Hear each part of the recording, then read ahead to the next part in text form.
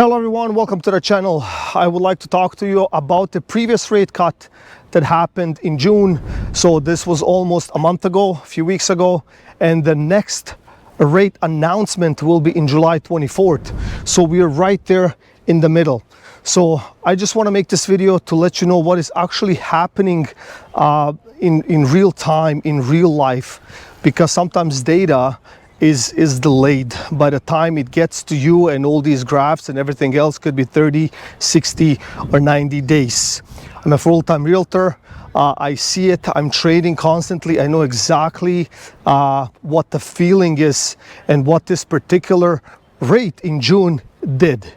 So we could argue, but it is safe to say that just the mindset has changed, because the buyers understood that, look, they lowered the interest rate below 5% at this point, and there's more announcements to come, which, they will probably announce that these interest rates will be cut in 2024.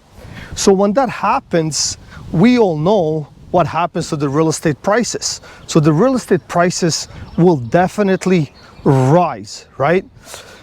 Now, depending on the sector, depending on the city, depending on what it is, not everything is moving quickly, and there's a reason for it. So let me give you an example. If you own a condo with an average layout or blueprint, like architecturally is not as good, like it will sit on the market.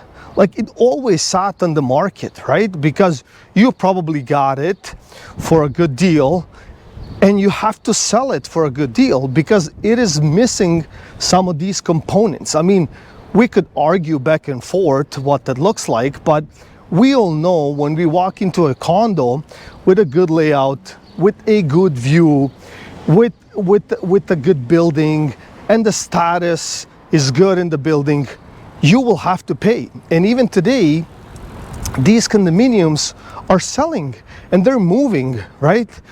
For the top dollar in the current market, right? Because there's the current market value. Now, when it comes to housing, freehold properties, we could have townhouses that are freehold, which I believe they're in extreme demand today because of the price point and different buyers that can get into the market, right? Like, so, from, $700,000, you will be able to get into a townhouse outside Toronto core, GTA, like outside the city. You will be able to buy a freehold townhouse.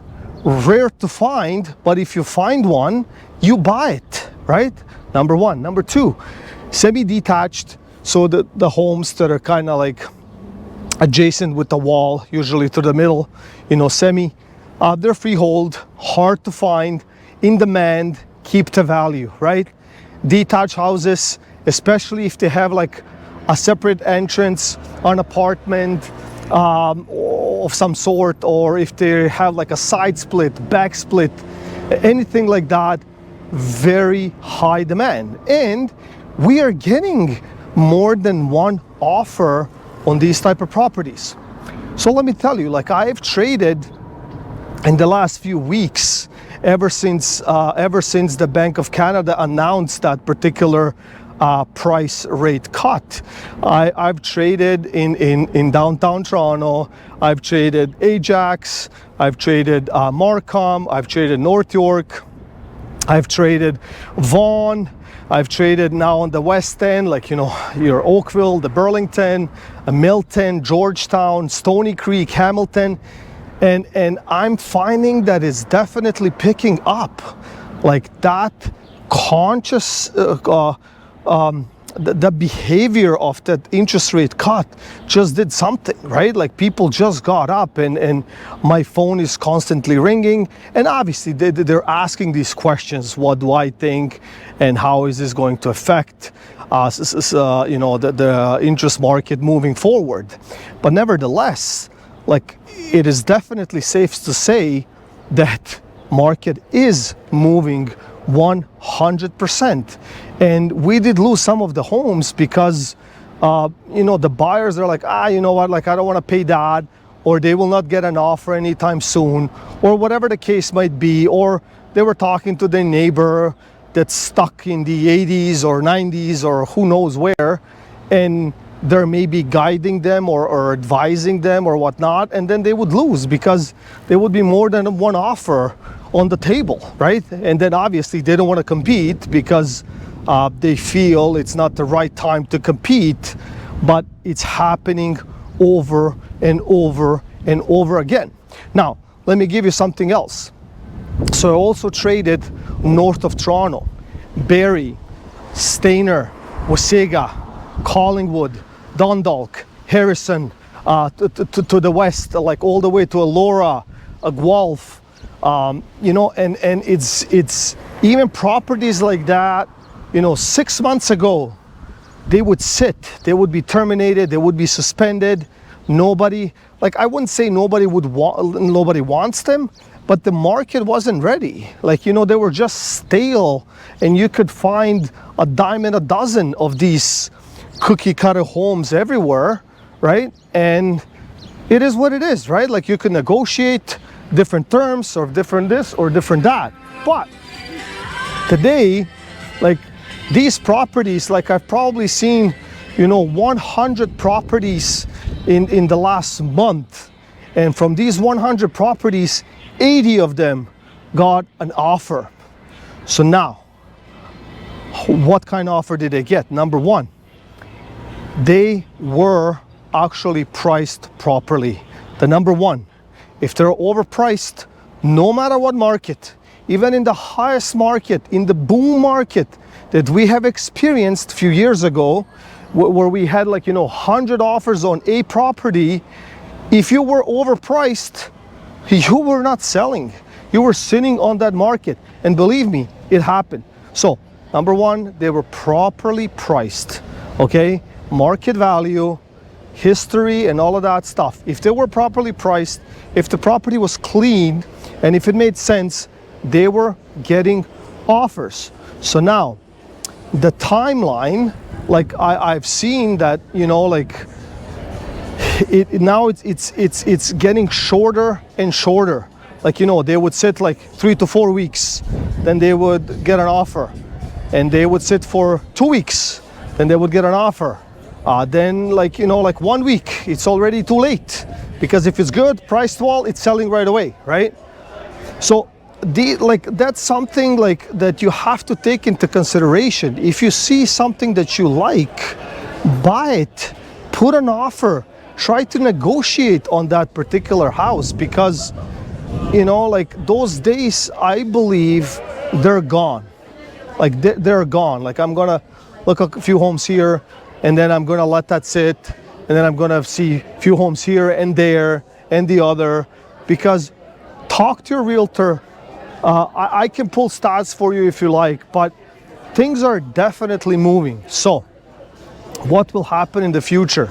I believe that properties that have value and they're located in obviously good locations, right, will always demand higher price.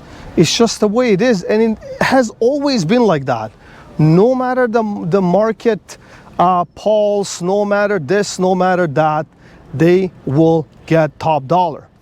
Now, I will tell you which properties are kind of suffering, and that you will be able to scoop a deal if you can, adjust on the other side. And I'll tell you what those adjustments are. Now, if you're looking in Toronto, a lot of new builds. You can scoop amazing deals with the builders. They're willing to negotiate. I'm not gonna say that they're hurting and they're desperate, but they're willing to negotiate. So if you're smart enough, and if you have an agent that can pull some of these floor plans that the builders and developers are withholding from, I would say, public at this point, I think you can find these fine-tuned, beautiful floor plans and all of that stuff, and you can buy it, and I'm sure when you take possession in a few years from today, you're gonna be happy. So that's number one. If it's a resale and it's in Toronto, if it's in downtown or whatnot, great deals. The inventory is piling up because obviously they're building these towers, and you know that, you know, in these towers you can have, you know, 600, 800, 1,000 units or whatever the case is, right? So some of the people out there are hurting, right? Like, so you can negotiate on the resale and you're gonna be fine. So now when you step outside the city, for example, you know, Dundalk and Harrison, Stayner, Barrie, or some of these subdivisions that have been built, you know, a few years ago, you know, like townhomes, semis, a detached house, whatever, right? Like these developments that have been built in bulk, you know, 300, 500 home subdivisions and stuff like that. You know, some of these people did not calculate right? So they did not do the best moves, or they thought they would play the investor's game and they would buy and whatever they were thinking. But I know that you can pick up a great deal right now if you're okay living outside the city in a subdivision.